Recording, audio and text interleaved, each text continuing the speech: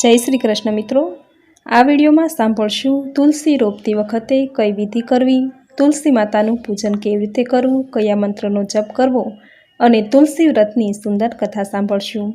આ કથા એકાદશીના દિવસે સાંભળવાનો મહિમા છે, જે સાંભળવાથી સુખ સમૃદ્ધિ પ્રાપ્ત થાય છે, માતા લક્ષ્મીની કૃપા જીવનમાં બની રહે છે। તો મિત્રો, આજે એકાદશીના શુભ દિવસે આ વિડીયોમાં તુલસી વ્રતની સુંદર કથા સાંભળી આજના દિવસને પાવન બનાવીએ। બોલો તુલસી માતાની જય। દેવર્ષિ નારદ ભગવાન શંકરને પ્રશ્ન પૂછે છે કે તુલસીને રોપતી વખતે શું વિધિ કરવી અને તેનું પૂજન કેવી રીતે કરવું તે કહેવાની કૃપા કરો।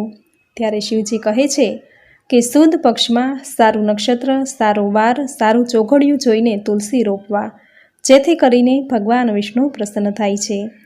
તુલસી ક્યારો ઘરના આંગણામાં કે ઘરની સામેના ઉદ્યાનમાં પવિત્ર સ્થળે કરવો।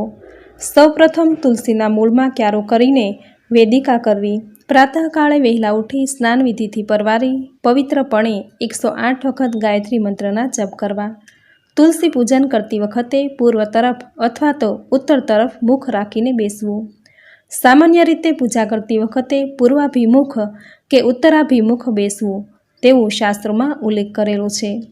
ત્યાર પછી તુલસી દેવીનું ધ્યાન ધરવું, પ્રાર્થના કરી ભગવતી તુલસી દેવીનું આવાહન કરવું, મંત્ર સહિત દેવીને આસન, અધર્ય, આચમન વગેરે અર્પણ કરવું। તુલસી દેવીને તીર્થજળથી સ્નાન કરાવવું, રેશમી વસ્ત્ર અર્પણ કરવા અને ચંદન, પુષ્પ, ધૂપ, દીપ, નૈવેદ્ય, દક્ષિણા વગેરે અર્પણ કરવા। આ પૂજન પ્રાતઃકાળે, મધ્યાહન સમયે અને સાયંકાળે પવિત્ર થઈને કરવું। ત્યાર પછી તુલસીના છોડની પ્રદક્ષિણા કરવી। આપણા શાસ્ત્રોમાં કહ્યું છે કે તુલસી દેવીની પ્રદક્ષિણાનું ફળ ખૂબ જ વધારે છે। 50 પ્રદક્ષિણા અને નમસ્કાર કરવાથી ધન પ્રાપ્તિ થાય છે। 100 પ્રદક્ષિણા કરવાથી વિજય પ્રાપ્ત થાય છે। 1000 પ્રદક્ષિણા કરવાથી વિદ્યા પ્રાપ્ત થાય છે। 10,000 પ્રદક્ષિણા કરવાથી સંપત્તિ મળે છે અને 1,00,000 પ્રદક્ષિણા અને નમસ્કાર કરવાથી સર્વે પ્રકારની રીતિ સિદ્ધિ પ્રાપ્ત થાય છે। વ્રતકર્તાની સર્વે મનોકામનાઓ પરિપૂર્ણ થાય છે।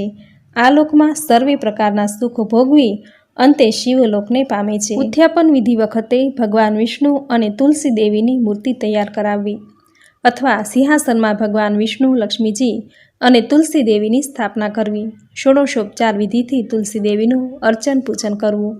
રાત્રિ દરમિયાન જાગરણ કરવું, વેદ મંત્રના પાઠ કરવા, પૌરાણિક કથાનું શ્રવણ કે પઠન કરવું, વાજિંત્ર સહિત કીર્તન, નૃત્ય અને ગીતો દ્વારા ઉત્સવ કરવો। પ્રાતઃકાળે સ્નાન કરી પવિત્ર થઈ વિધિપૂર્વક હોમ કરવો।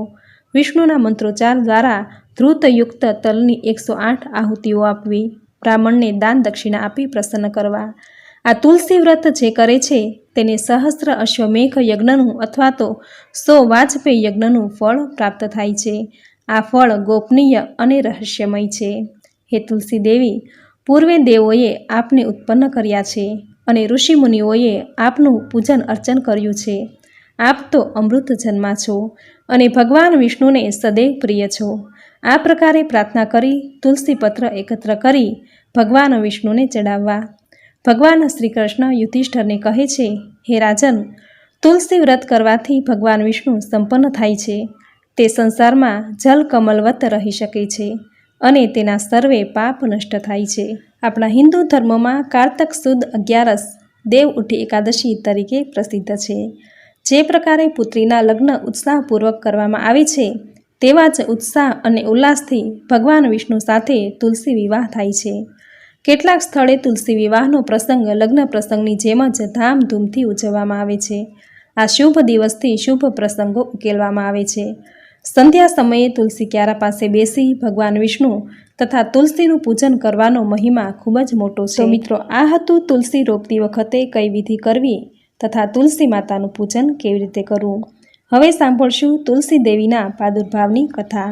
ભગવતી તુલસીએ રાજકન્યા તરીકે જન્મ લીધો હતો, પરંતુ પૂર્વજન્મના જ્ઞાનને લીધે મૃત્યુલોકના ક્ષણિક સુખો પાછળ દોટ મૂકવાને બદલે બદ્રીવનમાં જઈ કઠિન તપ કર્યું।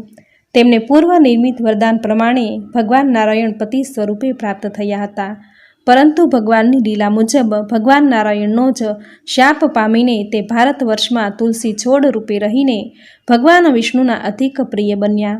અને ભારતીય સંસ્કૃતિના પ્રતીક બની ઘર ઘરની પૂજાના અધિષ્ઠાત્રી બન્યા. તેની કથા આ પ્રમાણે છે કે ધર્મધુરંધર મહારાજા ધર્મધ્વજની રાણીનું નામ માધવી હતું. માધવી ધર્મધ્વજ સાથે આનંદ પ્રમોદથી જીવન વ્યતીત કરતી હતી. રાજા રાણી બંને ગંધન માદત વિશે દેદીપ્યમાન ઉદ્યાનમાં મહેલમાં નિવાસ કરતા હતા. માધવીનું પ્રેમસભર હૈયું જળના જેવું હતું. સમય જતાં તે સગર્ભા બની. માધવીએ કાર્તિક માસની પૂર્ણિમાએ જેનું દેવાંશી રૂપ છે એવી કન્યાને જન્મ આપ્યો. આ કમનીય કન્યાનું મુખ શરદ પૂર્ણિમાના ચંદ્ર સમાન હતું. એના દેહની ક્રાંતિ શ્યામ હતી. પોતાની ક્રાંતિ પીળા ચંપાના ફૂલ જેવી હતી. સમાજના સ્ત્રી પુરુષો આ કન્યાને જોઈને આશ્ચર્યમાં ગરકાવ થઈ ગયા. તેમને થયું કે આ કન્યાની તુલના કોની સાથે કરવી? કોઈની સાથે તુલના થઈ શકે નહીં. તેથી વિદ્વાનોએ તેનું નામ તુલસી રાખ્યું. પૌરાણિક કથા અનુસાર તુલસી કઠિન તપસ્યા કાજે બદ્રીવનમાં ગઈ. અહીં તેણે વર્ષો સુધી ઘોર તપ કર્યું. હજારો વર્ષો સુધી માત્ર જળ અને ફળ પર દેહ ટકાવી રાખ્યો. ત્યાર પછી પાંદડા પર અને ત્યારબાદ માત્ર વાયુ પર જ જીવન પસાર કર્યું. આવી કઠોર તપસ્યાને લીધે તુલસીનું શરીર અતિ કૃત ક્ષીણ બની ગયું. તુલસીની તપસ્યાથી પ્રભાવિત થઈને બ્રહ્માજી વરદાન આપવા માટે બદ્રિકાશ્રમ પધાર્યા. તુલસી પર અતિ પ્રસન્ન થઈને કહ્યું કે હે તુલસી, હું જાણું છું કે તારા મનમાં એક વાત નિશ્ચિત છે કે ભગવાન નારાયણ તારા સ્વામી છે. તું ભગવાન શ્રીહરિની ભક્તિ કરવા કે દાસી બનવા અથવા તો અજર અમર બનવા ઈચ્છતી હો તો કહે. તુલસીએ નતમસ્તકે ચતુરાનંદને કહ્યું, પિતામહ, પૂર્વજન્મમાં હું તુલસી નામે ગોપી હતી. મને ભગવાન શ્રી કૃષ્ણની પ્રિયા, અનુચરી, અર્ધાંગીની, પ્રેયસી, સખી વગેરે બનવાનું સદભાગ્ય સાંપડ્યું હતું. આ પ્રકારના સુખથી હું તૃપ્ત બની હતી. ત્યાં એક દિવસ ભગવતી રાધાએ રાસમંડળીમાં આવીને મને અભિશાપ આપ્યો કે હે તુલસી, તું માનવ યોનિમાં જન્મ પામ. એ વખતે ભગવાન શ્રી કૃષ્ણે કહ્યું, હે દેવી, તું ભારત વર્ષમાં રહીને કામ કર. તને બ્રહ્માજી વરદાન દેશે જેથી તું ચતુર્ભુજ ભગવાન શ્રી વિષ્ણુનું પતિરૂપે સાનિધ્ય પ્રાપ્ત કરી શકીશ. ત્યાર પછી હું ભૂમંડળ પર પ્રાદુર્ભાવ પામી. હવે હું ભગવાન નારાયણને પતિરૂપે પ્રાપ્ત કરવા વરદાન માંગુ છું. તુલસી, તું સાંભળ. ભગવાન શ્રી કૃષ્ણના અંગમાંથી પ્રગટ થયેલા સુદામા નામનો ગોપ રાધાના અભિશાપથી ભારત વર્ષમાં ઉત્પન્ન થયેલ છે. એ શંખચૂડના નામથી સુપ્રસિદ્ધ છે. એની હરીફાઈ કરે તેવો કોઈ નથી. આ સુદામા નામનો ગોપ અત્યારે સમુદ્રને વિશે વિરાજમાન છે. તે ભગવાન શ્રી કૃષ્ણનો અંશ હોવાથી તેને પૂર્વજન્મનું દરેક વૃત્તાંત યાદ છે. તું પણ પૂર્વજન્મની બધી જ વાતોથી વાકેફ છે. આ જન્મમાં તે શ્રી કૃષ્ણનો અંશ તારો પતિ થશે. ત્યાર પછી શાંત સ્વરૂપે ભગવાન નારાયણ તને પતિ સ્વરૂપે પ્રાપ્ત થશે. લીલાવશ તે નારાયણ જ તને શાપ દેશે. તેથી પોતાની કળાથી તે ભારત વર્ષમાં વૃક્ષ બનીને તારે રહેવું પડશે અને સમગ્ર વિશ્વને પવિત્ર કરવાની યોગ્યતા તને મળશે. ભગવાન વિષ્ણુ તને પ્રાણથી અધિક પ્રિય માનશે. તારા વિના પૂજા અધૂરી ગણાશે. વૃંદાવનમાં વૃક્ષ રૂપે રહેતા લોકો તને વૃંદાવનીથી સંબોધશે. તારા પાનથી ગોપી અને ગોપો ભગવાન માધવની પૂજા કરશે. તું મારા વરદાનને લીધે વૃક્ષોની અધિષ્ઠાત્રી દેવી બનીને ગોપ રૂપે વિરાજમાન એવા ભગવાન શ્રી કૃષ્ણની સાથે સ્વેચ્છાપૂર્વક આનંદમાં દિવસો નિર્ગમન કરીશ. હે પિતામહ, મારી ઈચ્છા ચતુર્ભુજ વિષ્ણુને પામવા કરતાં બે ભૂજાવાળા ભગવાન શ્રી કૃષ્ણને પામવાની વિશેષ છે. એ જ અતિ દુર્લભ ગોવિંદ મને મળે એવી મારા પર કૃપા કરો અને મને રાધાજીના ભયથી મુક્ત કરો. ત્યારે બ્રહ્માજીએ કહ્યું, હે દેવી તુલસી, હું તારા માટે ભગવતી રાધિકાજીના 16 મંત્રનો ઉપદેશ આપું છું. આ મંત્રને તું અંતઃકરણપૂર્વક ધારણ કર. આથી તું ભગવતી રાધિકાજીને પ્રાણ સમાન પ્રિય બનશે. ભગવાન ગોવિંદ માટે તું રાધા જેવી જ હૃદયેશ્વરી એટલે કે પ્રેયસી બનીશ. આ પ્રમાણે ચતુરાનંદ બ્રહ્માએ સતી તુલસીને ભગવતી રાધાનો 16 દર્શાવ્યો અને સ્તોત્ર, કવચ, પૂજાની સંપૂર્ણ વિધિ, અનુષ્ઠાન વિધિ, અર્ચન, પૂજન વગેરે વિશે જાણકારી આપી. તુલસીએ બ્રહ્માના આદેશ અનુસાર રાધિકાજીની ઉપાસના કરી અને એમની અસીમ કૃપાથી ભગવતી તુલસી રાધાજીની સમાન જ સિદ્ધ થઈ. 16 મંત્રના પ્રભાવને લીધે બ્રહ્માએ વચન આપ્યું હતું તેવું જ ફળ પ્રાપ્ત થયું. આ રીતે ભગવતી તુલસી વિશ્વવંદનીય બની રહી. નારાયણ મળવાથી ભગવાન વિષ્ણુ સાથે તુલસી એકરૂપ થઈ ગઈ અને ભારતભરમાં એક દેવી વૃક્ષ તરીકે પૂજાવા લાગી. ભારતીય સંસ્કૃતિના પ્રતીક તરીકે દરેક ઘેરે આપણે તુલસી ક્યારો નિહાળીએ છીએ। એ જ દર્શાવે છે કે ભગવતી તુલસીનો મહિમા અને ઐશ્વર્ય ખરેખર અપરંપાર છે। સતી તુલસીના પતિ શંખચૂડ દૈત્યનો વધ કરવા માટે અને સતીના સતીત્વનો ભંગ કરવા માટે ભગવાન વિષ્ણુને શંખચૂડનું સ્વરૂપ ધારણ કરવું પડ્યું હતું। તુલસી યૌવનકાળ બદ્રિકાશ્રમમાં વ્યતીત કરી રહી હતી। એ અરસામાં મહાયોગી શંખચૂડે મુનિવર્ય જેગીશ્વર પાસેથી શ્રી કૃષ્ણ શરણમ મમ એ મંત્ર મેળવ્યો અને યાત્રાધામ પુષ્કરમાં જઈ ઉગ્ર તપસ્યા કરી। બ્રહ્માએ પ્રસન્ન થઈ વરદાન માંગવા કહ્યું। ત્યારે શંખચૂડે માંગ્યું કે દેવો મને જીતી ન શકે।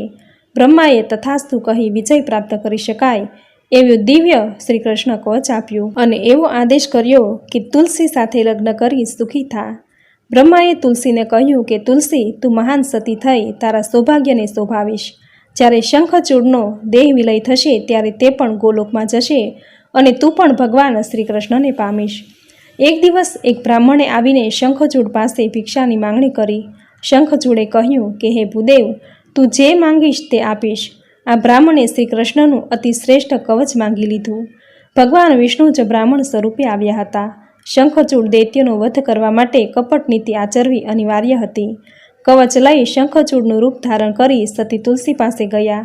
સતી તુલસીએ કવચ જોયું, તેની શંકા ન ઉપજી અને પોતાના પતિ જ શંકરને યુદ્ધમાં હરાવીને આવ્યા છે એમ સમજી હર્ષ આવેશમાં શંખચૂડ સ્વરૂપ વિષ્ણુના ચરણ ધોયા, નમન કર્યું અને સાથે બેઠા।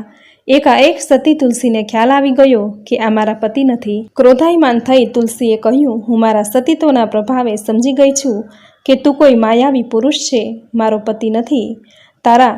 આમ તુલસી વાક્ય પૂરું કરે ત્યારે પહેલાં તો ભગવાન વિષ્ણુએ પોતાનું અસલ રૂપ ધારણ કર્યું। ભગવાન વિષ્ણુએ આવું કપટ કર્યું એ વિચાર માત્રથી તુલસીને મૂર્છા આવી ગઈ। જ્યારે તુલસી ભાનમાં આવ્યા ત્યારે તેમણે વિષ્ણુને શાપ આપ્યો કે મારા પતિનું મૃત્યુ નિપજાવવા તમે આ પાપ કર્યું છે। તમારું હૃદય પાષાણ એટલે કે પથ્થરનું થઈ જાઓ। ભગવાન વિષ્ણુએ ધીર ગંભીર ભાવે કહ્યું, તે મારા માટે ભારતખંડમાં તપ કર્યું હતું અને તારા તપનું ફળ આપવા માટે અન્ય કોઈ ઉપાય ન હતો। શંખચૂડ પણ મારા ભક્ત મિત્ર સુદામાનો જ પરમ અંશ હતો। તારું સતીત્વ મારા હાથે હમણાં ભંગ થયું એ જ વખતે શંકરના ત્રિશૂળથી શંખચૂડ તો દેહ ત્યજી ગોલોકમાં ગયો છે। હવે તારો આ દેહ છોડી દિવ્ય દેહ ધારણ કરીને તું લક્ષ્મી જેવી થા। તારું ત્યજેલું શરીર ગંડકી નામે પવિત્ર નદી રૂપ થઈ ભરતખંડમાં મનુષ્યને પુણ્ય આપનાર થશે। તારા કેશ સમુદાયમાંથી તુલસીનો છોડ થશે અને દેવ પૂજન માટે ત્રણેય લોકમાં બીજા પુષ્પો પાંદડીઓ કરતાં એ તુલસી વધુ પવિત્ર ગણાશે। હજારો અમૃતના ઘડા આપવાથી મને જે સંતોષ થયા તેના કરતાં તુલસીના એક જ પાંદડાથી મને અનેક ગણો હર્ષ થશે। તારો શાપ પણ મિથ્યા નહીં જાય। એ તીર્થક્ષેત્રમાં પર્વતમાંથી અનેક નાની નાની શિલાઓ થશે જે શાલિગ્રામના નામથી ઓળખાશે અને એમાં મારું સ્વરૂપ વિદ્યમાન હશે, જેની પૂજા ભક્તજનો ભાવપૂર્વક કરશે। પરંતુ તુલસીનું પાન એ શાલિગ્રામ પર ચડાવશે તો જ તેમને ભક્તિનું ફળ પ્રાપ્ત થશે। તુલસીની આંખમાં આનંદના અશ્રુ છલકાઈ ગયા અને આવી રીતે નારાયણ મળવાથી ભગવાન વિષ્ણુ સાથે તુલસી એકરૂપ થઈ ગઈ। આથી જ આપણી ભારતીય સંસ્કૃતિમાં તુલસી સાથે શાલિગ્રામની પૂજા કરવાનો મહિમા છે।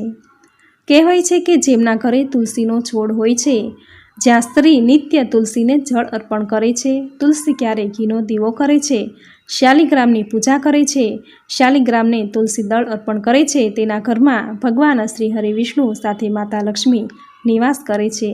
તેના ઘરમાં અન્ન અને ધનની ખોટ ક્યારેય નથી આવતી। તેના ઘરમાં અન્ન ધનના ભંડાર ભરેલા રહે છે। તેનું ઘર સુખ સંપત્તિથી છલકાતું રહે છે। તો મિત્રો, આ હતું તુલસી રોપતી વખતે કઈ વિધિ કરવી, તુલસી માતાનું પૂજન કેવી રીતે કરવું અને તુલસી પ્રાદુર્ભાવની કથા જે એકાદશીના દિવસે સાંભળવાનો મહિમા છે, જે તમે પૂરી શ્રદ્ધાથી સાંભળી, જે સાંભળવી તમને જરૂર ગમી હશે। તો વિડીયોને લાઇક કરી કોમેન્ટમાં જય શ્રી હરિવિષ્ણુ, જય માતા લક્ષ્મી, જય તુલસી માતા જરૂર લખજો। ચેનલ પર નવા છો તો ચેનલ સબસ્ક્રાઈબ કરી બાજુમાં બેલ આઇકન પ્રેસ કરી દેજો, જેથી આપણા આવનાર દરેક નવા વિડીયોની નોટિફિકેશન તમને મળતી રહે। તો ફરી મળીશું આવી જ નવી ધાર્મિક માહિતી, નવી ધાર્મિક કથા સાથે। ત્યાં સુધી આપ સૌને મારા જય શ્રી કૃષ્ણ।